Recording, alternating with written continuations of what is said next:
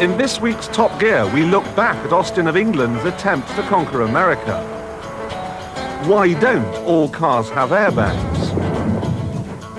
And we examine the concept of a second-hand Range Rover.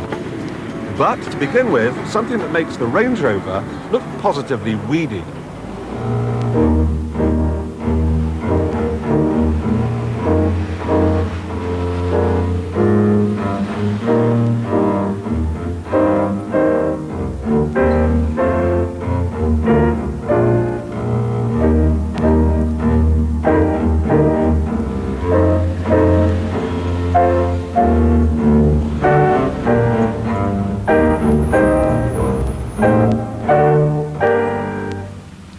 Ever since I began on Top Gear, I've wanted to do a road test of one of these. It's Lamborghini's 140-mile-an-hour LM002.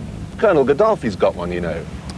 Anyway, just when the opportunity presented itself, they went and stopped making it, so I've been forced to spend a couple of days playing around with their cars instead. It's been hell. Sheer hell.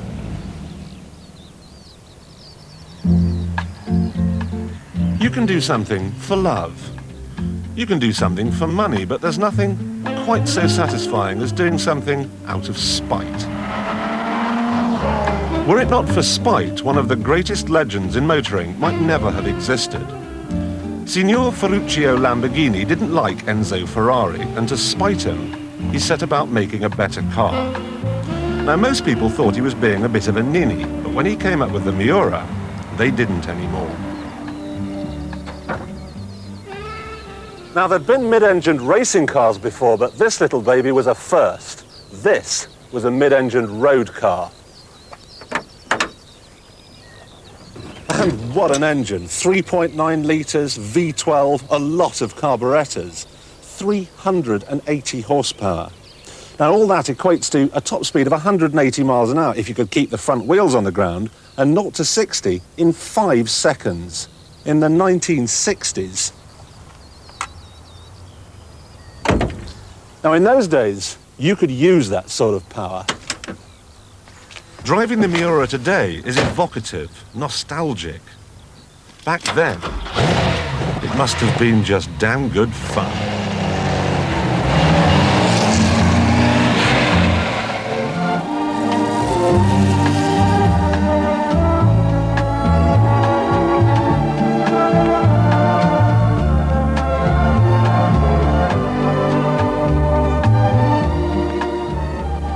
But then came the 70s, complete with loon pants and glam rock, and, to complement them perfectly, the Lamborghini Countach. Now remember, in 1971, everyone was driving around in Mark II Cortinas. This was as big a leap forward as the Harrier jump jet was from the horse.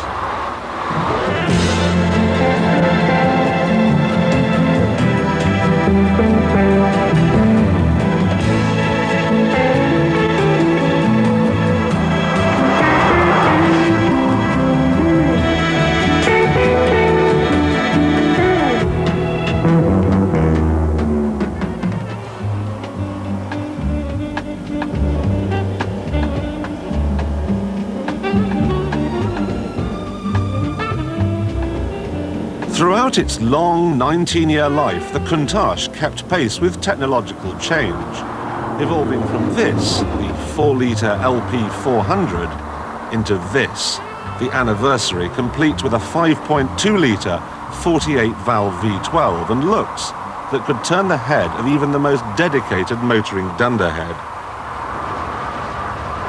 Now, this is not the nastiest car I've ever driven, because obviously I've been in a Nissan Micra. But it's damn close. It's a bit like driving a washing machine, only the visibility is worse. You can forget all about that letterbox they dare to call a rear window, because you can't see anything out of that. There's no rear three-quarter vision, and the door mirrors wobble like hell. I'm not joking, Daryl Hannah could be sunbathing topless on the boot, and I wouldn't have a clue. But what, I hear you ask, is it like to drive? Well, the answer comes in 2 parts, because on the open road, it's impossible, and around town, it's even more impossible. The problem seems to be that the pipe cleaners which stick out of my torso masquerading as arms and legs are simply not up to the job of turning the steering wheel, or just as importantly, pushing the clutch pedal down. It was, however, not designed as a town car. The boot isn't even big enough for a packet of biscuits. It was designed to go fast, and it does that rather well. So well, in fact, that if you push the loud pedal all the way to the floor, it scares you to death. I was born, 6-gun in my hand. That's why they call me bad company, and I won't deny.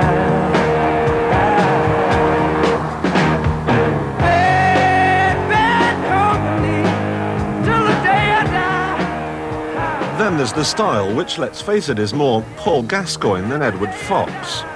If this was food, it'd be an ice cream sundae with a sparkler stuck in the top. If it was music, it'd be rock and roll. Now, don't get me wrong. I'm glad the Countach was made. I'm glad the world is still capable of such an outrage. I'm also glad I don't own one, but most of all, I'm glad it's now been consigned to the history books. This is why.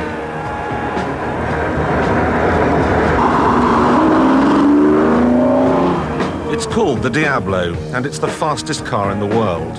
In Italy, it's been officially clocked at 206 miles an hour. But don't, for one moment, think I'm going to try that here. What I am going to do is demonstrate just how fast the Diablo accelerates. This is the Castle Combe racetrack in Wiltshire. That is a Golf GTI. And this is the difference between a fast car and a Lamborghini.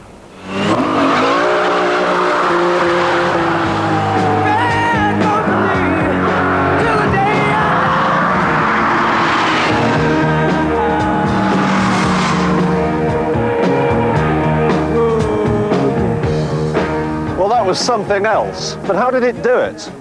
Well, the Golf's got a 1.8 litre four-cylinder engine. This has a 5.7 litre V12. The Golf develops 112 horsepower. This develops nearly 500. The Golf goes from 0 to 60 in about 8 seconds. This does it in 4. But then again, the Golf does 30 mpg, and this doesn't. But never mind the performance. The best bit is that unlike the Countach, I can actually fit inside. I can also operate the controls, and most important of all, I can see out, which is useful when you're going quickly.